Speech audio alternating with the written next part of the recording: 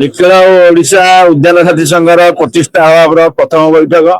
ଆମେ ବୈଠକରେ ବସିଛୁ, ନିଷ୍ପତ୍ତି କରିବୁ ଆଗାମୀ 12 ତାରିଖ କେନ୍ଦ୍ର ସରକାର ଯୋଉ ଶ୍ରମ କୋଡ୍ ଆଣିଛି, ଯୋଉଥିରେ ପୋଷ୍ଟ ଅଫ୍ ଏମ୍ପ୍ଲୟମେଣ୍ଟ ନାଁରେ ସ୍ଥାୟୀ କାମରେ ଅସ୍ଥାୟୀ ନିଯୁକ୍ତିକୁ ପ୍ରୋତ୍ସାହନ ଦେଇଛି, ତାହା ବିରୁଦ୍ଧରେ ଏବଂ ଉଦ୍ୟାନ ସାଥୀକୁ ବର୍ଷ ସାରା କାମ ଯୋଗାଇ ଦେବା ଏବଂ ଉଦ୍ୟାନ ବିଭାଗର ବିଭିନ୍ନ ପଦପଦବୀରେ ଏମାନଙ୍କୁ କୋଟା କାର୍ଯ୍ୟ କରିବା, ଏହା ଉପରେ ଆଗାମୀ ଦିନରେ ବ୍ୟାପକ ଆନ୍ଦୋଳନ କରାଯିବ।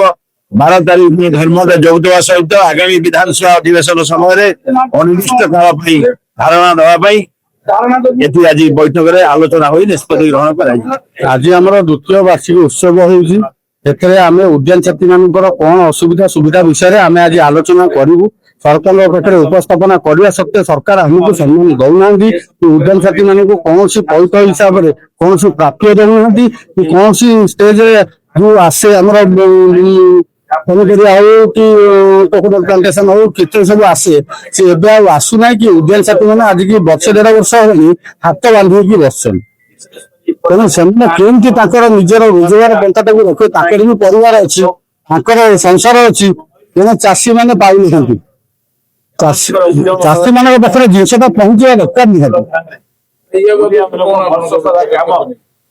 या विषय में पदक्षेप नहीं। आम बैठक आसर विधानसभा आम उपस्थापन करूँ, हुए तो आम फाइल आगे जापारे कौन कारणवशत ए वर्ष 12 तारिख दिन आम पूरा ओडार डकाई ट्रेड यूनियन गोटे मीटिंग डकाई।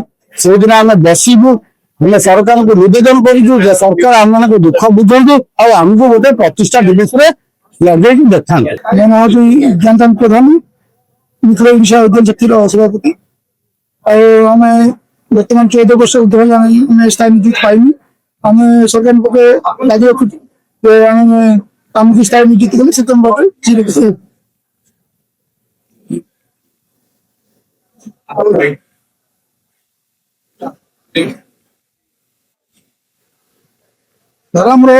जो पर्यटन स्थायी आम